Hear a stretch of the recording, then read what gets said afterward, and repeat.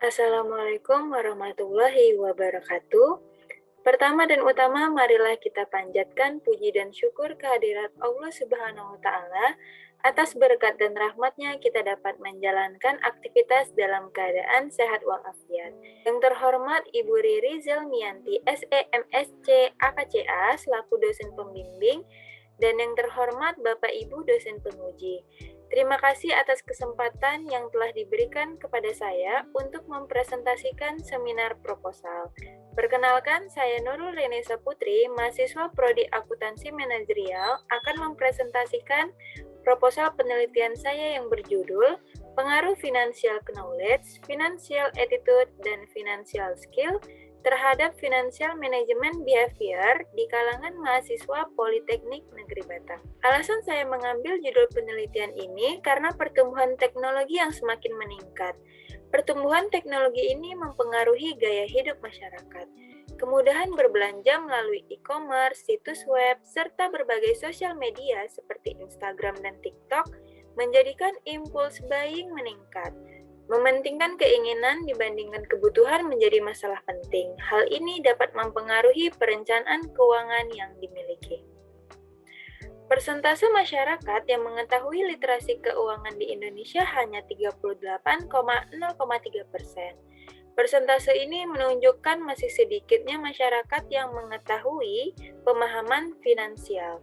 Pertumbuhan teknologi disertai rendahnya tingkat literasi keuangan menjadi dampak buruk dalam pengelolaan keuangan.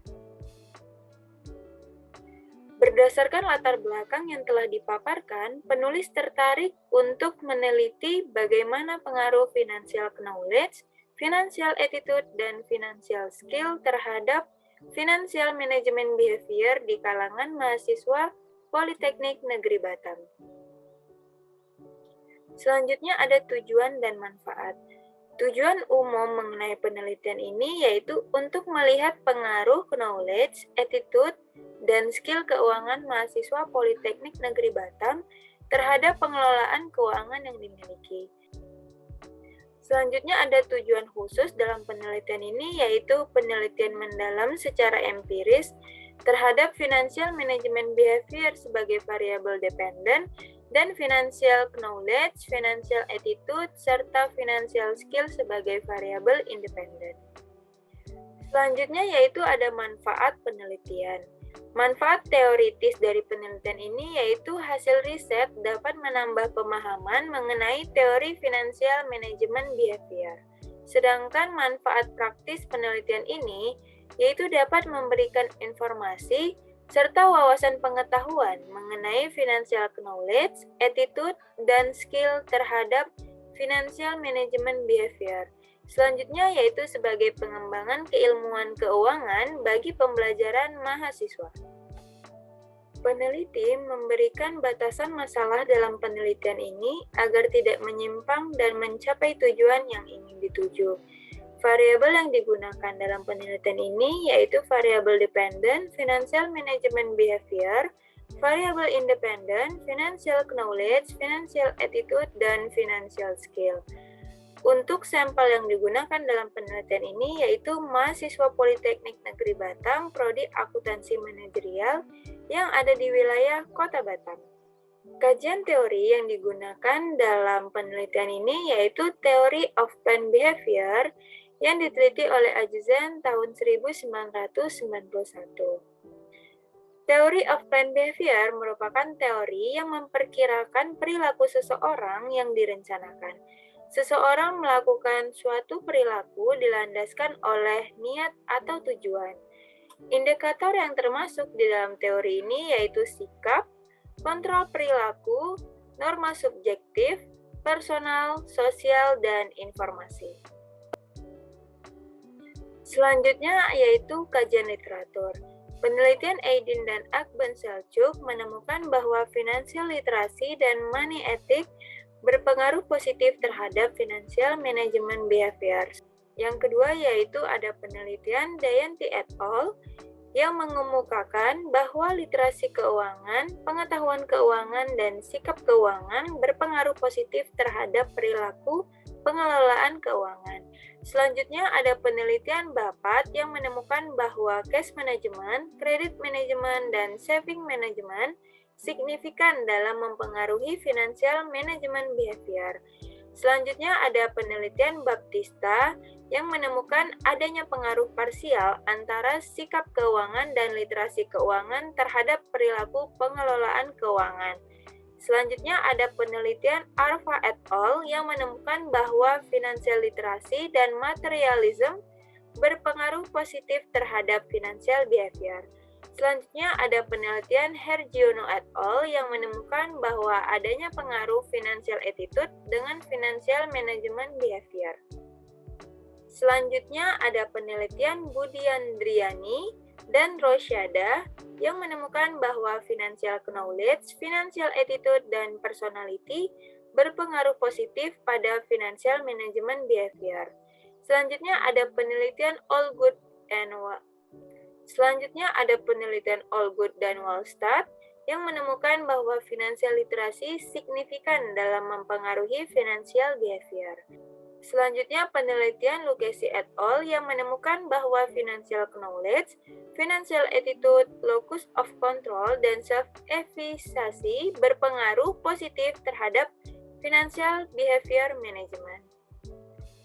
Selanjutnya ada penelitian Khaironi dan Al-Farisi yang menemukan bahwa financial attitude berpengaruh positif terhadap financial management behavior.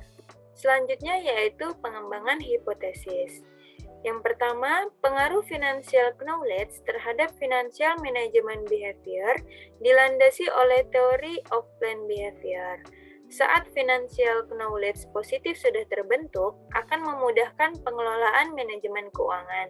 Sehingga hipotesis pertama yaitu financial knowledge berpengaruh positif terhadap financial management behavior. Yang kedua yaitu pengaruh financial attitude terhadap financial management behavior dilandasi oleh teori of planned behavior. Pengendalian diri, pemikiran jangka panjang, dan pemecahan masalah keuangan dapat diatasi dengan adanya sikap keuangan. Sikap ini akan mengendalikan diri individu yang dianggap baik dalam keuangan, sehingga hipotesis kedua dalam penelitian ini yaitu financial attitude berpengaruh positif terhadap financial management behavior. Selanjutnya yaitu pengaruh financial skill terhadap financial management behavior. Keterampilan yang minim dalam mengelola keuangan, pemahaman investasi, dan persiapan keuangan jangka panjang dapat menyebabkan krisis keuangan. Sehingga hipotesis ketiga dalam penelitian ini yaitu financial skill berpengaruh positif terhadap financial management behavior. Berikut ini merupakan kerangka pemikiran penelitian ini. Selanjutnya yaitu ada metode penelitian operasional variabel. Yang pertama ada variabel financial knowledge sebagai X1. Pengetahuan keuangan merupakan dasar literasi keuangan yang membantu individu dalam mengambil keputusan dan membangun perilaku keuangan yang baik. Indikator yang digunakan dalam variabel ini yaitu general knowledge, saving and borrowing, insurance, dan investment, menggunakan skala Likert. Selanjutnya variabel financial attitude sebagai X2. Financial attitude atau sikap keuangan adalah aplikasi prinsip-prinsip keuangan untuk menciptakan dan memelihara nilai melalui pembuatan keputusan dan pengelolaan sumber daya sebaik-baiknya. Indikator yang digunakan dalam variabel ini yaitu obsession, effort, inadequacy, dan retention. Skala yang digunakan dalam variabel ini yaitu skala Likert. Selanjutnya ada variabel financial skill sebagai X3. Keterampilan literasi keuangan memungkinkan individu untuk membuat keputusan tentang uang mereka dan meminimalkan peluang mereka disesatkan dalam masalah keuangan. Indikator yang digunakan dalam variabel ini yaitu kemampuan dasar penyusunan anggaran, kemampuan dasar manajemen risiko, dan kemampuan mengumpulkan informasi keuangan seperti informasi investasi dan lain-lainnya. Skala yang digunakan dalam variabel ini yaitu skala Likert. Selanjutnya ada variabel Financial Management Behavior sebagai Y1, yaitu kemampuan seseorang untuk mengontrol, menganggarkan, merencanakan, mengelola, menemukan, dan menyimpan dana keuangan hariannya.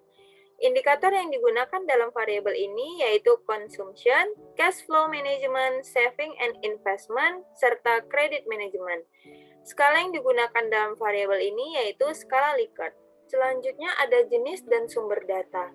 Jenis data yang digunakan dalam penelitian ini yaitu data ordinal, teknik pengumpulan data menggunakan kuesioner, dan sumber data yang digunakan data primer dari objek mahasiswa aktif Politeknik Negeri Batam Prodi Akuntansi Manajerial Karyawan Angkatan 2018, 2019, dan 2020. Selanjutnya ada instrumen penelitian.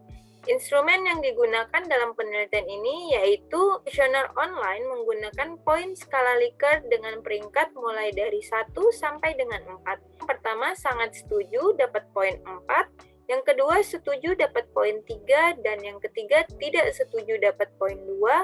Yang terakhir ada sangat tidak setuju dengan poin 1. Selanjutnya waktu, lokasi, dan objek penelitian. Waktu pengumpulan data berkisar 2 bulan menyesuaikan kebutuhan data yang dibutuhkan oleh peneliti. Lokasi yaitu Politeknik Negeri Batam dan objek mahasiswa Prodi Akuntansi Manajerial Karyawan yang telah memiliki pendapatan. Selanjutnya ada teknik penetapan jumlah sampel.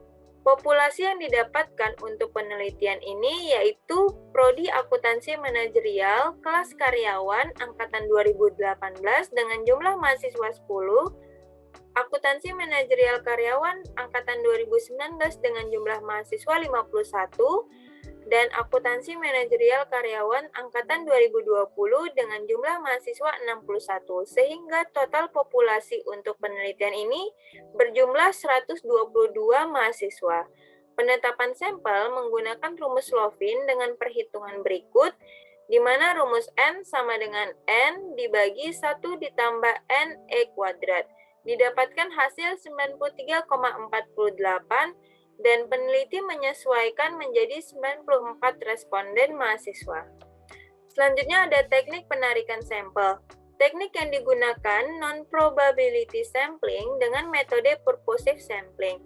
Dengan kriteria yang dibutuhkan yaitu yang pertama mahasiswa aktif Politeknik Negeri Batam, yang kedua program studi akuntansi manajerial kelas karyawan, yang ketiga telah menyelesaikan mata kuliah akuntansi manajemen, yang keempat telah menyelesaikan mata kuliah manajemen keuangan, dan yang terakhir memiliki pendapatan atau bekerja. Teknik pengumpulan data. Teknik pengumpulan data dalam penelitian ini yaitu menggunakan kuesioner yang akan disebar kepada mahasiswa melalui Google Form, dan responden hanya dapat menentukan satu jawaban yang sesuai dengan pendapat responden. Selanjutnya ada teknik pengolahan data. Teknik pengolahan data menggunakan Microsoft Excel dan SPSS 20 yaitu Statistical Product and Service Solution. Penggunaan aplikasi SPSS 20 ini karena memiliki kemampuan untuk menganalisis data dengan baik dan mudah dioperasikan. Selanjutnya ada teknik analisis data. Yang pertama yaitu uji validitas. Uji validitas ini untuk mengetahui pengaruh antar variabel dependen dan independen. Yang kedua ada uji reliabilitas. Uji ini untuk mengukur konsistensi kuesioner yang merupakan indikator dari variabel. Selanjutnya ada uji asumsi klasik. Yang pertama ada uji normalitas, yaitu untuk memeriksa apakah variabel dependen dan independen terdistribusi normal dalam model regresi. Selanjutnya ada uji multikolinearitas, itu untuk memverifikasi apakah model regresi menemukan korelasi antara variabel independen. Selanjutnya ada uji heterokedastisitas, yaitu untuk mengetahui ada tidaknya varian variabel atau jika semua pengamatan sama. Selanjutnya ada uji koefisien determinasi, yaitu untuk mengukur kemampuan model menjelaskan variabelnya. Dan yang terakhir ada analisis regresi linear berganda. Uji ini dilakukan untuk mengetahui arah hubungan variabel dependen dan independen apakah berpengaruh positif atau negatif? Dengan rumus yang telah dijabarkan di slide berikut. Demikian yang dapat saya sampaikan. Saya memohon maaf apabila ada kesalahan dan semoga yang saya sampaikan dapat bermanfaat bagi kita semua. Wabillahi taufiq wa hidayah. Wassalamualaikum warahmatullahi wabarakatuh.